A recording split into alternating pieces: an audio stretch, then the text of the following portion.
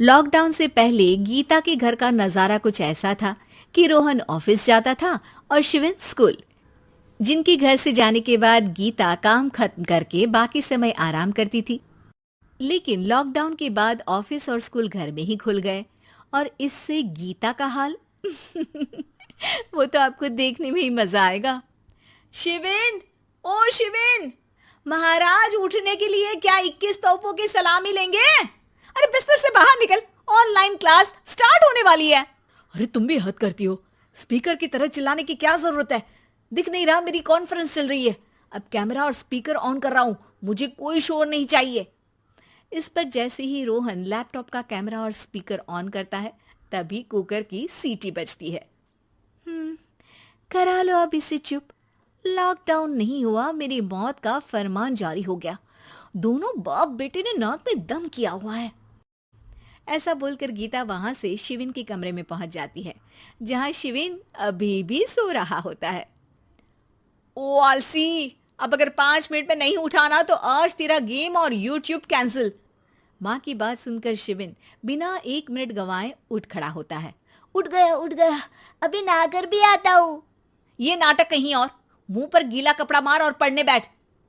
शिविन की online class start हो जाती है, जिस पर गीता उसे वहां बिठाकर रसोई में चली जाती है। थोड़ी देर में उसे कमरे से कुछ आवाज सुनाई देती है, जिसे सुनकर वो कमरे में वापस आती है।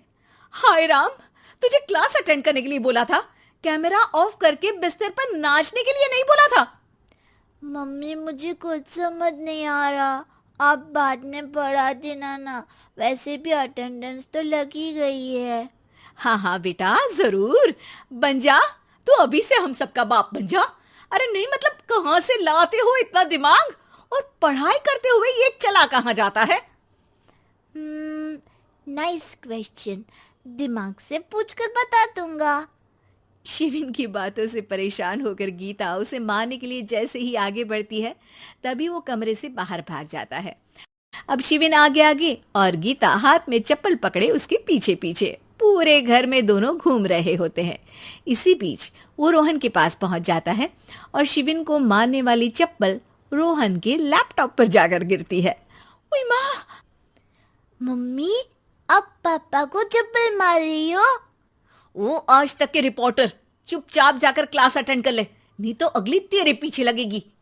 इस पर शिविन वहां से चला जाता है, जिसके बाद रोहन गीता से कहता है, इस सर्कस के लिए कुछ बोलना चाहोगी?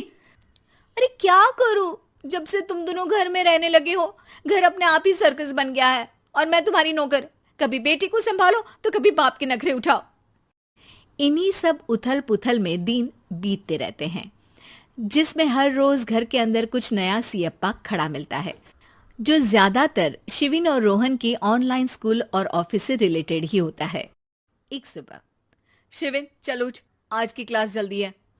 कैमरा ऑफ करके आप अटेंड कर लो। अरे ऐसे छित्तर पड़ेंगे, दादी नानी सब एक साथ याद आ जाएंगी। गीता की लाख मशक्कतों के बाद क्लास तो खत्म हो जाती है, लेकिन उसके बाद शिविन फोन इस्तेमाल करते हुए इंस्टाग्राम रील बनाने लगता है। रसोड़े में कौन था? तुम थी, मैं थी, कौन था? कौन था?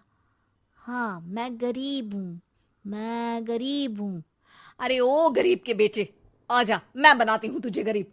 मैं बताती हूँ रसोड़े में कौन था। पढ़ाई करने बोलो तो इनकी माँ मर जाती है, और ये पागलपंतियां जितनी मर्जी करा लो। गीता शिविन को डांट रही होती है, तभी रोहन बीच में बोल पड़ता है। अरे बच्चा ही तो है, इतना गुस्सा क्यों कर रही हो? बेटे का साथ देने की इसी एक कोशिश में अब शिविन के साथ साथ रोहन भी गीता के गुस्से की सूली पर चढ़ जाता है। अगर बेटे पर इतना ही प्यार आ रहा है तो इसे क्लास अटेंड क्यों नहीं कराते, इसका होमवर्क क्यों नहीं कराते? उस समय तो बहुत जल्दी मीटिंग आ जाती है, वो काम मैं करूं और यहाँ इस बेफिजुली की चीज में तरफदारी करके बन जाओ महान। हे भगवान, कोई तो इनके ऑफिस और स्कूल खुलवाओ, मैं इन्हें और घर में नहीं सह सकती। अरे कुछ और मांग लेती, क्योंकि तुम्हारी ये विश इस साल तो पूरी होने से रही, कोरोना। हाय नास बेटे ने जिंदगी ही बर्बाद कर दी। खाए कोई पचाए कोई, कल मुझे चुन चुन कर सबको मेरी बद्दुआ लगेगी। उन्होंने दुनिया का और इन बाप बेटे दोनों ने मेरा जीना मुश्किल कर दिया। गीता वहां से चली जाती है, जिसके बाद रोहन शिविन से कहता है, अरे तुम्हारी मम्मी इतनी भड़की हुई क्यों है? आपकी वजह से पूरा समय घर में रहते हो और उस पर कोई काम कराने की जगह बस ऑर्डर देते रहते हो। अच्छा बेटे, सारा इल्जाम मुझ पर? पूरा दिन तो वो तुम पर ही चिल्लाती है। हाँ, मतलब दोनों का 50-50 है, कुछ करना पड़ेगा। वो कहते ना, make the best out of worst. I have an idea. वैसे तुम्हारी माँ सही कहती है, बहुत जुबान चलाने लगे हो, कम बोला करो। अगली सुबह रोहन और शिविन अपनी गलती को सुधारने के लिए गीता के उठने से पहले घर का आधा काम खत्म कर देते हैं, जिसे देखकर गीता खुश हो जाती है और फिर बाकी बचा काम वो तीनों मिलकर पूरा कर लेते हैं। जिसके बाद अब वो सब मिल बांट कर हर काम में एक दूसरे की मदद करते हुए लॉकडाउन का मजा लेने लगते हैं।